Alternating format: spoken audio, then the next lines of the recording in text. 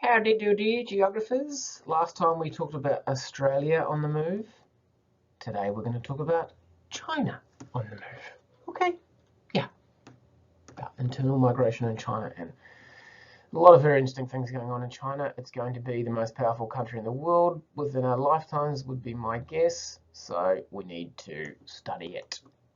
Okay, why do we need to study China? Because if you don't know about something, you fear it.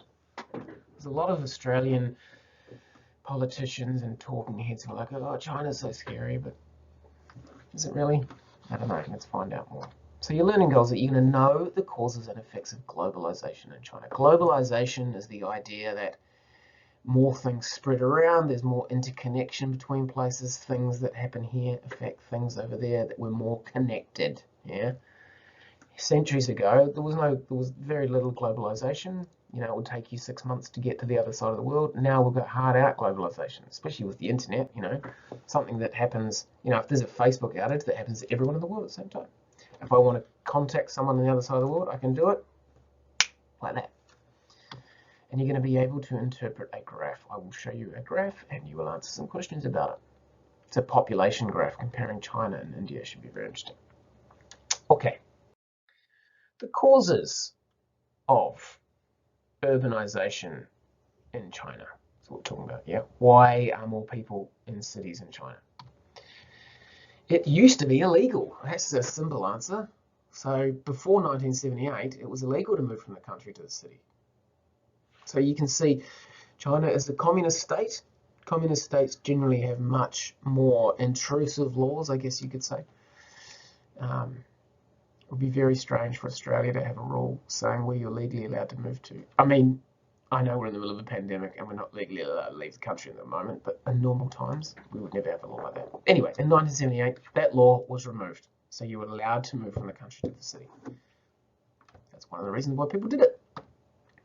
But there are lots of pull factors. Remember, pull factors are good things about a place that pull you towards it. So what are the pull factors of Chinese cities? Jobs. It's pretty much the number one pull factor for any city, I would say, or any urban area, is jobs, employment. People need to get jobs so they can get that sweet, sweet cashola. Also, better chance of getting a promotion. So even if you do have a job, you've got a better chance of getting a better job. So not only are there more jobs, they're better conditions, and they pay more. And everybody loves that modern urban lifestyle, going to the movies, going to restaurants, going to bars, driving around, looking at, rather than the traditional lifestyle of just living and farming all day, day after day. And there's better technology and infrastructure. So there's public transport, there's internet, there's electricity, which you don't necessarily see in rural areas, especially in developing countries like China. There are also push factors. So push factors are bad things that push you away from a place. So these are negative things about rural areas that make people want to move away from them.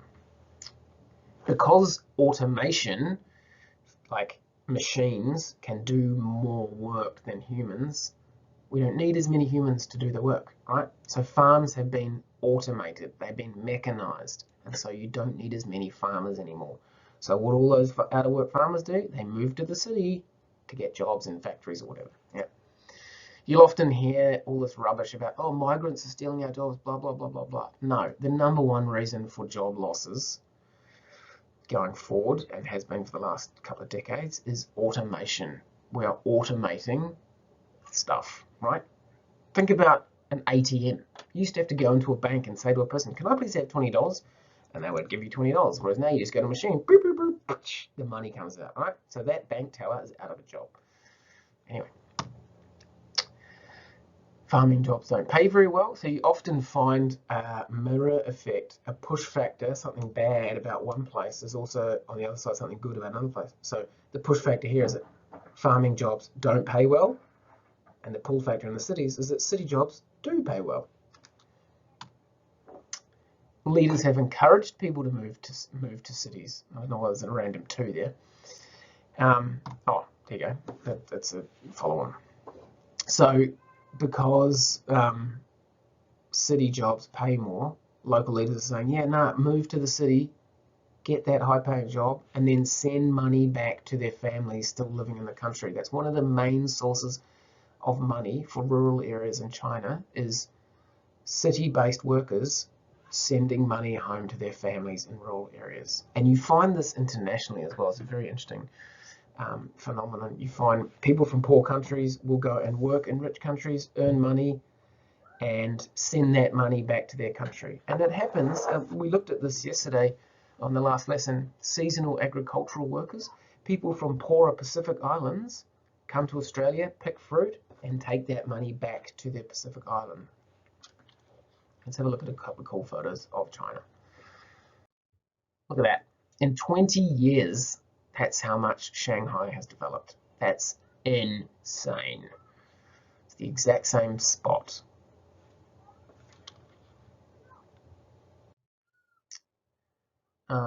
This is I can't remember why I put this one up. This is from China again. This is a industrial park, I think. No, I don't know. It's just awesome. Check it out. Like hardcore development there. Look at that rad building.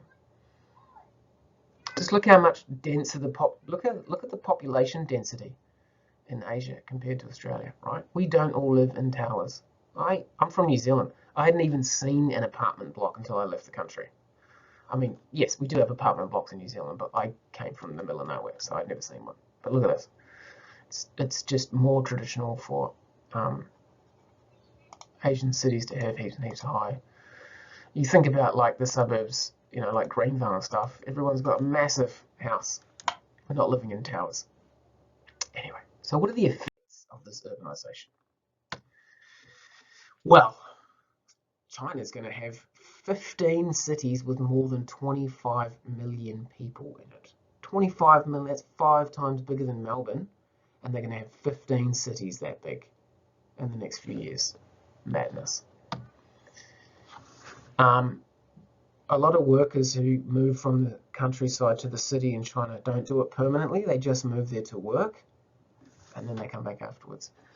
So they're away from their family for months at a time, just like the FIFO workers, so that's not great. However, there is less population pressure in the countryside, so that's nice. Yeah, that was the thing I was referencing earlier. About 40% of the money in rural areas is actually from people who leave for the city and send it back to their families. That's a huge percentage. Yeah, let's look at some pictures. Dude. Wow. So you can fit a lot of people in that photo. Here we go. This shows you, so this is a diagram. So first thing we do is look at the title to understand what it's about. It's about metropolitan population gain. What does metropolitan mean? It means cities.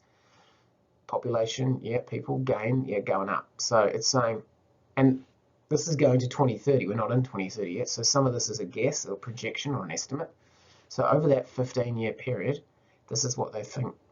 They're saying that all of those cities in any shade of blue is getting bigger, and that's the millions, and stuff that's in red is getting smaller by that many millions.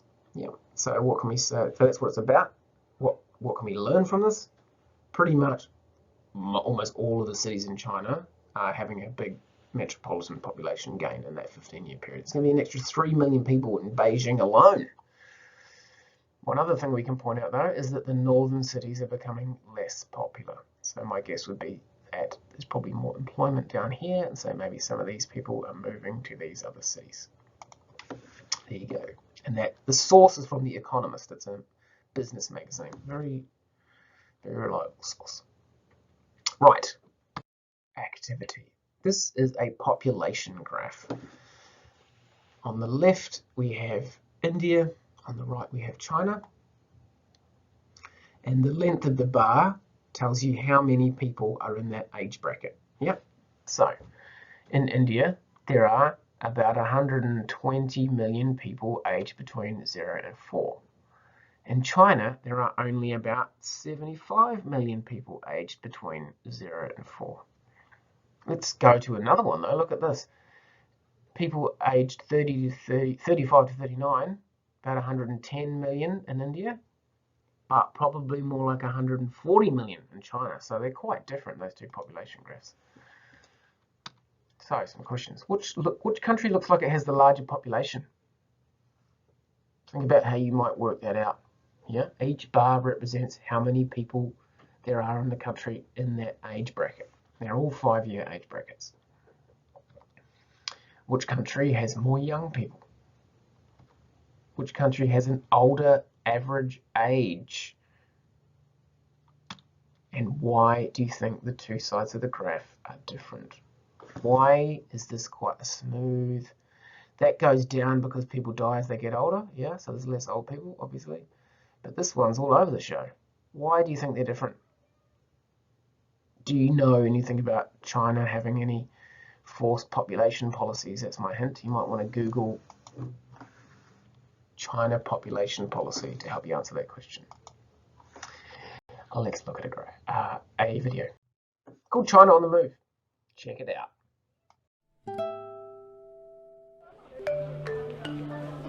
As China moves forward with ambitious plans to move 250 million rural residents into cities by 2025, farmland is being replaced by high-rise buildings at an unprecedented pace.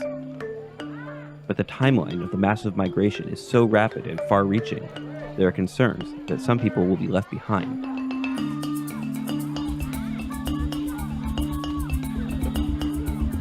While one byproduct of the urban movement could be the creation of a consumer culture, another possible result could be the creation of a very large group of farmers unable to find their way in their new environment. On the outskirts of Xi'an, Yang Jingxin and his family have been living with his nephew since his village was bulldozed 3 years ago. The situation is like this. There are 6 people in my family. Me, my wife, my mom, my son, daughter-in-law, and grandson. 6 people. Our entire income is from my son and daughter-in-law. Residents transitioning from farm to city are given various government compensations, including money and new apartments. But Mr. Yang claims he has received nothing from the farm which he says was taken. With his farm and way of life buried in the past, Mr. Yang says he doesn't have the resources to live a modern life.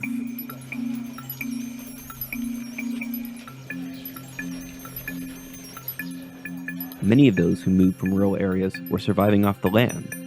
They grew vegetables, raised animals, and drew water from their own wells. But in the city, their skills as farmers don't help bring money to the table. In a low-rise building down the street, Mr. Yang gathers with his neighbors from his former village every day, smoking cigarettes and drinking tea. The mood in the room is dark. Many here say they have been waiting nearly 3 years for compensation or new houses in the city. They forcefully tore down my house. They hired some jobless guys and thugs. They climbed over my wall and into my yard. They ripped the keys away from my belt and opened the inside lock of my house door. They dragged me away and lifted my wife out. Then they drove an excavator in and destroyed my house. The government says it's working to adjust laws to better protect farmers' rights. But many in this village have stories of being bullied out or forced to sign contracts they were not allowed to read. We haven't got a penny now. Not a penny. They told us that the accountant was ready, that they would first tear down your house and then give you the money. But there was no contract. Claiming their houses were torn down without any official paperwork, this group hired a lawyer from Beijing to help get a settlement. However, the case did not get far after the lawyer says he was intimidated by powerful developers.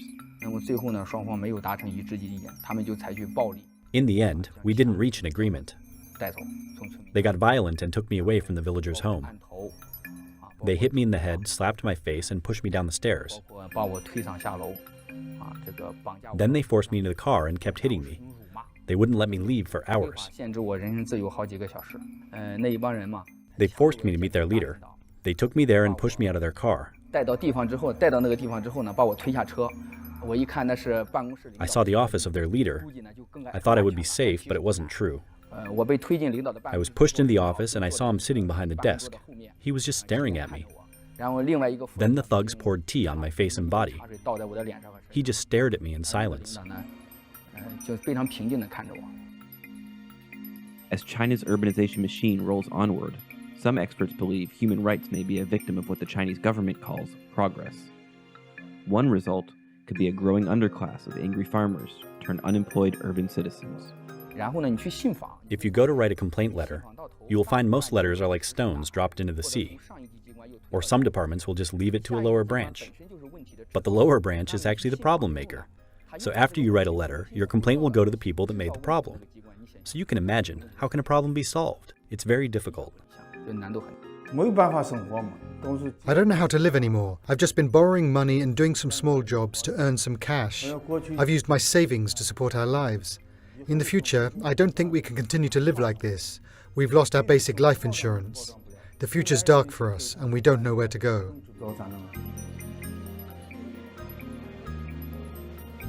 Reporting for the New York Times in China, this is Jonah Kessel.